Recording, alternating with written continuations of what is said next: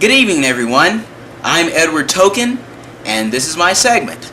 Now, tonight, I've got to talk about this because it's just been on my mind. It's been on everyone in America's mind. Everyone in America is just scared out of their minds, and nobody knows what to do or what to say, and everybody's trying to put the blame on somebody else. But I'm going to tell you, tonight, I'm going to tell you the real reason why these decent white children who just want to go to school and get a good education instead are going and shooting up these schools. I'm going to tell you why. It's not the parents' fault. It's not even the children's fault. No, it's not. It's these damn hip-hoppers. I mean, you find these hip-hopper CDs in the stores everywhere, and these decent white children who just want to get a good education and get good jobs in the communities and in our society, they go and pick up these CDs. As soon as they put them in the tape decks, they're brainwashed. Next thing you know, they're hanging out in the church's chicken parking lot, grabbing their nut sacks and saying, "What's up, homie?" I mean, come on, is this what America was built on? Is this the foundation of America? I mean, Nas? Who is Nas? I mean, look at these songs. Street Dreams, Take It in Blood, Nas Is Coming. Oh, no, you're not, pal. You're going away from here. You're not, no. And this is the one who caused all the trouble. This Tupac Shakur. I mean, he's just making all these decent kids just go and shoot up everything. I mean, with songs like, How Do You Want It? Two of America's Most Wanted. Only God Can Judge Me. I mean, how can God judge you when you're singing this hip-hopper stuff?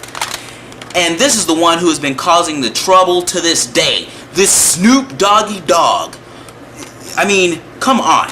Ever since he came out with that Dr. Dre, the Chronic, or whatever that is, I mean, things have just been going haywire in the communities, buddy. I mean, they rioted and then Rodney King started all that trouble, probably been listening to Snoop or something.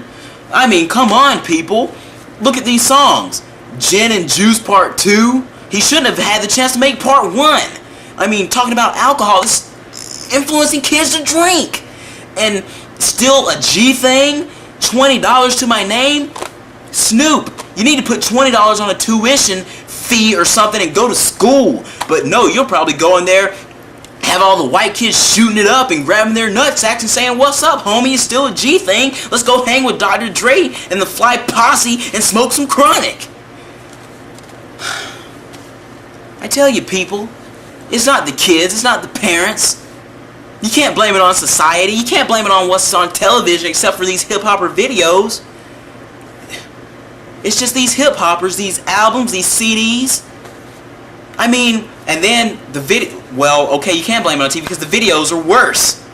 I mean, it shows them, shooting up people with their guns and the women scantily clad and in their hoochie mama apparel. I mean, come on, people. What has America come to?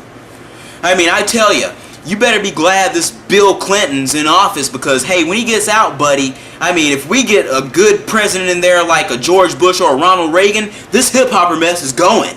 It's out the door, pal. It's up the creek, down the river without a paddle. So, you need to make sure that your kids aren't listening to this hip-hopper stuff and just keep our communities and our streets safe because I want to be able to go to an ATM machine at night without having to worry about Snoop Doggy Dogg or Tupac Shakur, some wannabe coming up behind me trying to rob me of my money. So until next time, I'm Edward Token. Think about our communities.